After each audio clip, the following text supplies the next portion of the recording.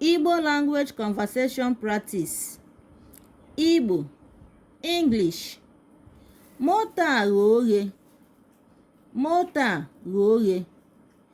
This motor is open in English. Remember, motor in Igbo you call it ụgbọala. Ụgbọala. But at times, many languages in the world use fusion. Fusion, that is, joining their language together with English. That is, in Igbo you call it Ingilibo.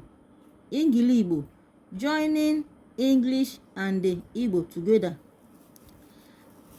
Kedu ụgbọala nke ghe oghe ebe a? Kedu ụgbọala nke ghe oghe ebe a? Which car is open here? Ụgbọala ole dị ebe ahụ? Ụgbọala ole dị ebe ahụ? How many cars are there? Nne, ụgbọala egheghị oghe. Nne, ụgbọala egheghị oghe. Maybe their mother insists that they should go and close the door. And she went and saw that there is no car open. The person will say, Nne, ụgbọala egheghị oghe. Mother, the car is not open. Onye hapụrụ friji a oghe? Onye hapụrụ friji a oghe? Who left this fridge open in English? Remember, fridge in Igbo, you call it igwe njuoyi. Igwe njuoyi. This is fusion of words by saying fridge. Many people in the street or at home, they use this fridge instead of igwe njuoyi. Fridge. Onye hapụrụ friji a oghe? Who left this fridge open? Nne, ọ bụghị m. Nne, ọ bụghị m. Mother, it wasn't me. In English, ọ bụghịkwa m.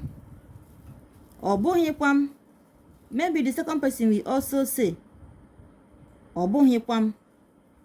It wasn't me either. That the second person. O nwere ike ịbụ Ikechukwu.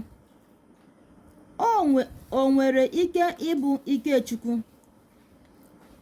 Could it have been Ikechukwu? In English, ka anyị jụọ ya. Ka anyị jụọ ya. Let's ask him. Ask in Igbo, you say jụọ, ask. Ike, ị hapụrụ igwe njuoyi? Ike, ị hapụrụ igwe njuoyi a oghe? Ike, ị hapụrụ igwe njuoyi a oghe? In English, it means, Ike, did you leave this fridge open? Mba, ọ bụ onye mmụọ. Mba, ọ bụ onye mmụọ. No, it is a ghost. No, it is a ghost. Share this dialogue conversation between mother and her children. Learn from it. In Igbo, you call ghost onye mmụọ. Bye. Subscribe to our channel, guys. Ka emesienụ.